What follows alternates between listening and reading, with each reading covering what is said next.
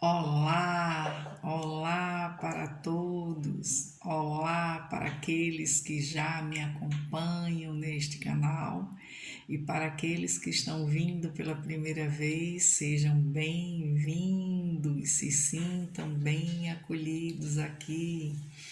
Para quem não me conhece, eu sou Lúcia Albuquerque, sou advogada, especialista no direito previdenciário e hoje nós vamos falar das novas regras para a concessão do benefício assistencial, o BPC, mais conhecido como LOAS.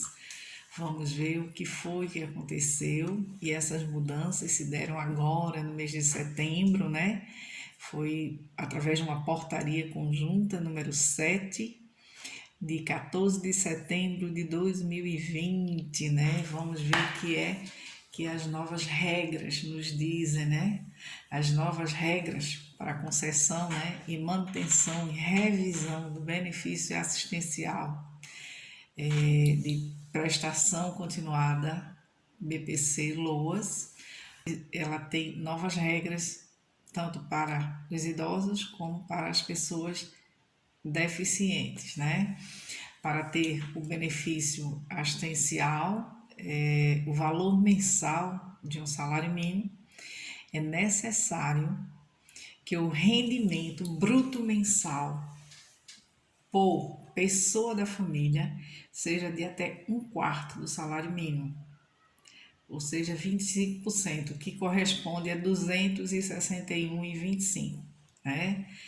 Uma das novidades que é agora os valores mensais gastos, né, com os medicamentos, alimentação especial, não, alimentação especial, fraldas descartáveis, consultas médicas passarão a ser deduzidos da renda mensal bruta familiar.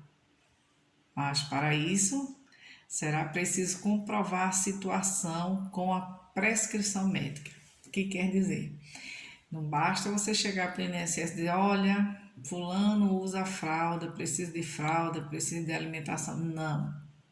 Tem que estar prescrito pela médica que há necessidade daquela alimentação especial, há necessidade daquela fralda, né? A necessidade daquele medicamento, ok? Também será preciso que o requerente não receba nenhum desses itens que eu falei que há necessidade através dos órgãos públicos, ou seja, ela vai ter que comprovar que não recebe, né? O órgão público não deu aquele direito de receber.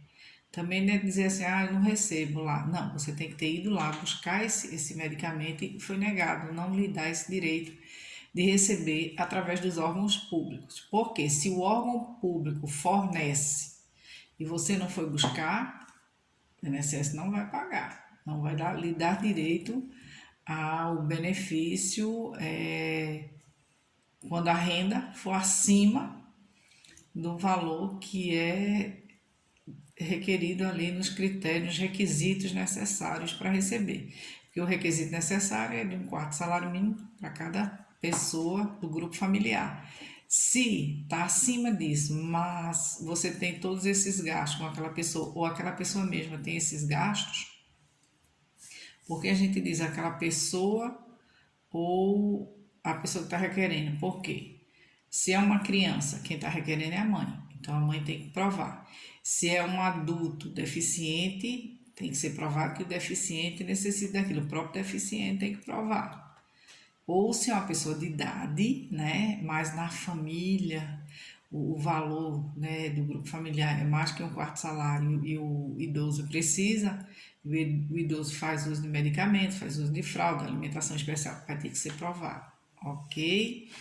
Então é uma novidade muito boa, porque antigamente qualquer pessoa que fosse diretamente ao INSS requerer e a renda familiar já fosse acima de um quarto salário mínimo, já não tinha direito. E não adiantava procurar o advogado, porque era um requisito específico e perdia. Já tive vários casos anteriormente, né? Que infelizmente nem com o medicamento que a pessoa recebia foi dado direito. Hoje já é diferente. Hoje já se consegue, já se pensa como vai requerer, né? A partir dessa portaria, dando essa abertura maior, né? Para que as pessoas consigam. E como se deu essa abertura, vamos saber como é que se deu isso, não foi tão simples assim, tá? No artigo 8º, no inciso 3º, na linha F, diz que foi através de uma ação civil pública do Rio Grande do Sul. Por isso que houve essa discussão e houve todas essas mudanças. Ele diz assim, né, no artigo 8º, inciso 3º, a linha F, nos termos da ação civil pública, será deduzido da renda mensal bruta familiar o valor mensal gasto com medicamentos, alimentação especial, fraldas descartáveis e consultas na área de saúde, quer dizer, até consulta, porque muitas vezes a pessoa tem problema de saúde e se esperar pela rede pública nunca vai ser atendida, então ela busca um médico particular, né? Mesmo sendo pessoas com renda baixa, mas vai pagar uma consulta, que hoje tem esses consultórios em que a consulta é um valor pequeno, né? E a pessoa consegue marcar uma consulta com um especialista. Desde que comprovada a prescrição médica desses elementos e a negativa de seu fornecimento por órgãos da rede pública de saúde com essa atribuição em seu município ou domicílio, ou seja, você foi buscar a rede pública e ela negou, né, lhe conceder todo mês. E outra coisa, esse medicamento, essa fralda, essa alimentação tem que ser mensal, não é vai tomar esse mês, para o mês não há necessidade, não. A prescrição tem que ser bem clara, informando que é uso mensal, né, para toda a vida. A pessoa precisa realmente desse medicamento, a pessoa precisa realmente de fraldas. Mas por que essa abertura? Para ficar bem claro, é para aquelas pessoas em que a renda familiar passa de um quarto. Vamos dar um exemplo. Na família tem 2 pessoas, mas o salário dela é um salário mínimo. Mesmo sendo salário mínimo, se você dividir por 2, vai dar muito mais que um quarto. Mas se é comprovado que o salário mínimo que ele recebe aqui, essa pessoa aqui requer fralda, requer tudo isso, e no final, quando tira tudo, ele fica com menos de um quarto, ou fica com um quarto, o que sobra, porque vai ser deduzido todos os gastos, né? Então, depois de todos os gastos, se ficar um quarto ou menos de um quarto salário, já tem direito. O que anteriormente a gente não conseguia, não tinha jeito, não tinha como conseguir. Veja que novidade bacana, né? Para quem realmente precisa, né? Outra coisa na mudança que houve são as assinaturas. O que é assinatura? Para atestar as informações e as declarações no pedido do benefício, além de fazer isso por meio de assinatura, que poderá ser eletrônica. Como é que ele diz poderá ser eletrônica? Na verdade, é quando você dá entrada no benefício através de um computador, onde você escaneia toda a documentação, bota ali e bota todas as informações, quem é que faz parte da família, quanto ganha, tudinho. Isso pode ser eletronicamente hoje, né?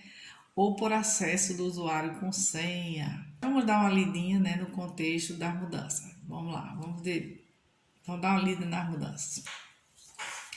No artigo 7º, parágrafo 4º, fica dispensada a apresentação de documentos originais do requerente, do representante legal e dos demais membros do grupo familiar, quando a informação puder ser confirmada pelo INSS, por meio de confrontação com base de dados de órgãos públicos, salvo nas hipóteses de expressa previsão legal e existência de dúvida fundada quando a autenticidade ou integridade do documento, ressalvada a possibilidade de o INSS exigir a qualquer tempo os documentos originais, ficando o responsável pela apresentação das cópias sujeita a sanções administrativas, civis e penais aplicáveis. O que quer dizer esse parágrafo?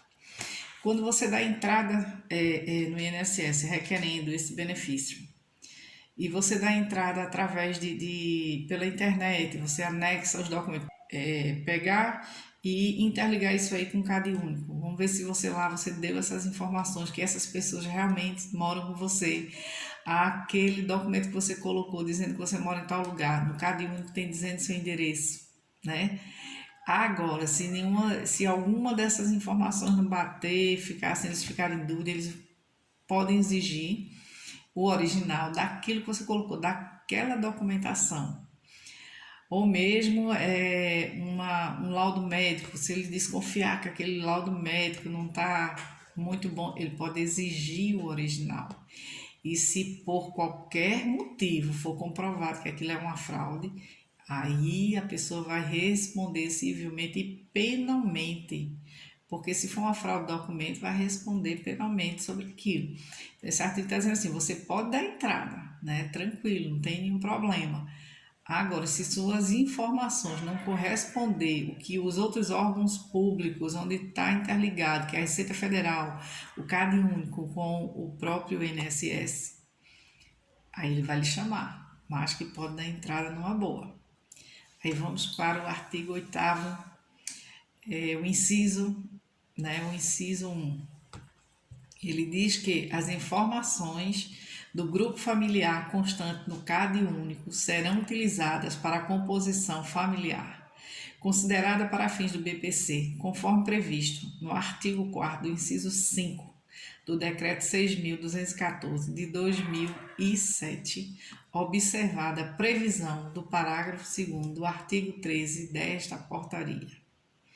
O que ele quer dizer com isso? É o que eu disse anteriormente. Ele vai, ver no CAD único, porque o INSS está interligado com o CAD único, e as informações que estão ali serão utilizadas para a composição do grupo familiar. Porque quando você dá entrada, ele já faz essas perguntas, né?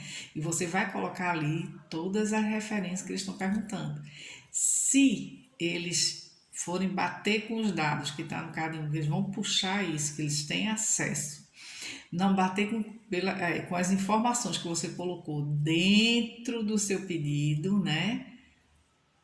Aí você vai ser chamado ou vai ser indeferido seu pedido, porque tem que bater. Talvez possa chamar para comprovar realmente aquilo, porque diz assim, o CAD único você tem que deixar ele sempre atualizado. Se houve mudança, se vê alguém morar na sua casa, você tem que ir lá e tem que informar no CAD único todas as atualizações, porque o INSS hoje está usando tudo do CAD único, principalmente para o LOAS, né? Porque o CAD único serve para LOAS, pessoas de renda baixa, e ele vai puxar dali para comprovar o que você está falando. Agora, no artigo 8º, é aquilo que eu lhe falei, no inciso 3º, a linha F, fala sobre a ação civil pública, foi essa mudança que houve todo, foi por conta também, muito maior, tenho certeza, né? Dessa ação civil pública, porque viu que muita gente estava sofrendo, não conseguindo benefício, porque apesar de receber mais que um quarto salário, estava passando necessidade para aquela pessoa que tem em casa, doente e necessitando, né? Aí temos no artigo 10, onde ele diz: o requerente deverá atestar as informações declaradas no requerimento por meio de assinatura ou por acesso com usuário e senha, certificação digital, biometria. É aquela senha que a própria pessoa tem quando vai acessar o seu benefício. A certificação digital, eu entendo que seja o advogado. Quando a gente dá a entrada, fica certificado lá, quem deu a entrada fomos nós, não foi a parte, né? Biometria seria com o dedo, né? Para poder, quem não assina, né? Que é justamente o que diz o parágrafo 1º. Na hipótese de não ser o requerente alfabetizado ou estar impossibilitado para assinar o pedido, será admitida a oposição de impressão digital na presença de funcionário do órgão recebedor, que a pessoa, quando vai lá analfabeta, tem que dar entrada, né? Tem que botar o dedinho ali, né? Vamos ver aqui. Parágrafo 2º. A autentificação eletrônica e certificação digital, senha pessoal, biometria será considerada meio válido para a identificação dos canais remoto e autoatendimento. É aquilo que eu disse, quando é advogado, quando é a pessoa com a senha dela mesmo, dela mesma da entrada, né? É tudo quando você dá remotamente, não é quando você vai lá, né? Ele diz também no parágrafo terceiro que a senha do usuário é de uso pessoal, intransferível, de conhecimento exclusivo da pessoa, vedado fornecimento a terceiros. Quer dizer, você não pode dar essa sua senha a qualquer um para estar utilizando, né? Não pode, porque senão a responsabilidade é sua. Depois a pessoa mexe ali, bota informações que não é sua verdadeira, você que vai responder por ela, né? Então, o que eu tinha é. Outra coisa. O parágrafo primeiro diz também, né? Do artigo 11, no parágrafo primeiro diz que, deferido o benefício da pessoa com deficiência, o beneficiário será cientificado de que o benefício estará sujeito à revisão periódica e sobre a necessidade de agendar a próxima avaliação da deficiência, nos termos do inciso 4º do artigo 47 do Decreto 6.214 de 2007. Então, assim, tem que saber que hoje você, quando consegue o benefício LOAS por incapacidade, ele vai ter um período de 2 em 2 anos, geralmente, está sendo chamado para se comprovar que continua com a deficiência, que continua precisando receber aquele benefício, né? Então já sabe que tem que estar indo. Salvo nos casos em que já foi informado que quando é maior de 60 anos, né? Não exige mais essa obrigatoriedade, mas menos do que isso tem que ter, né? Outra coisa, no parágrafo 2º do artigo 11 diz que a concessão do benefício da pessoa com deficiência dependerá da comprovação, primeira, da deficiência, segundo, inciso segundo, da renda familiar mensal per capita limitada aos parâmetros de concessão do benefício. No parágrafo 3º, a comprovação da deficiência para fins de concessão do benefício considerará, inciso 1, o impedimento de longo prazo de natureza física, mental, intelectual ou sensorial. No inciso 2º, o grau de restrição para a participação plena e efetiva da pessoa com deficiência na sociedade, decorrente da interação dos impedimentos a que se refere o inciso 1 com barreiras diversas. Então, vai ver o grau também de restrição até para a pessoa interagir com a sociedade. Isso também entrou nessas regras aqui. Gente, o que eu tinha para falar sobre as mudanças maiores, na verdade eu li um pouquinho, né, que houve outras regrinhas ali, mas não tão importantes. O que é importante nessa mudança aí que eu tenho para frisar é a questão de se você tiver uma renda maior do que a renda per capita de 1/4 salário mínimo, como foi informado ali, que hoje é 25%, né, do salário mínimo, que dá 261,25, quer dizer, por pessoa, né? Não pode passar disso.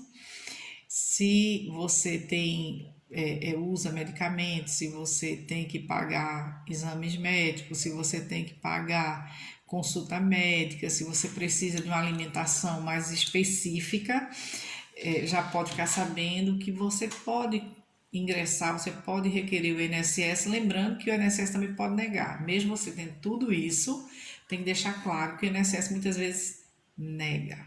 E se ele negar, você procura um especialista na área, que com certeza, judicialmente, você terá grandes chances de vitória de conseguir o benefício, tá? Porque assim, o INSS, ele é perito em negar. Como a gente sabe, os peritos negam de qualquer jeito. Mas que se você procurar um especialista na área, a sua chance de ganho é grande, certo? Então, assim, o que eu tinha para informar das mudanças sobre o LOAS era isso. Foi uma mudança até muito boa, né? Que muita gente que estava inserida nesse contexto não estava conseguindo de jeito nenhum, e agora há possibilidade de conseguir, né? E se gostaram, deixa aquele joinha para mim. Gente que não foi inscrito aqui, se inscreva no canal, me ajudem a fazer esse canal crescer, eu poder todo dia, né, se der, gravar, mas assim, continuar com esse trabalho. E, por favor, deixem os comentários são muito importantes, mas lembrando uma coisa, os comentários têm que ser com base em tudo que eu passei, que você entendeu. Se não entendeu, deixe também os comentários, pedindo para eu explicar novamente, ou para eu passar isso para você novamente, mas tem que ser comentários pertinentes a esse assunto de hoje. Porque se você deixa só um joinha lá com a mãozinha, né, aqueles emojis, um hashtag ali, não, o YouTube não contabiliza isso aí para mim. Ele, aquilo que você assistiu para mim não vai valer, né? Pro canal não vai valer, nem para mim, pro canal não vai valer, porque ele só aceita se eu interagir com você, você interagir comigo, ok? E se for possível, compartilhem, né? Tanta gente não sabe, tanta gente está precisando, né, desse conhecimento. Compartilhem para as pessoas. Espero que estejam gostando, porque assim, a minha forma de falar aqui não é uma forma jurídica, porque se eu falar da forma jurídica, muitas pessoas não vão entender, né? O previdenciário já não é tão simples. Se eu falar da forma jurídica, não vai ser entendido de forma alguma, tá certo? E por hoje é só. Muito obrigada.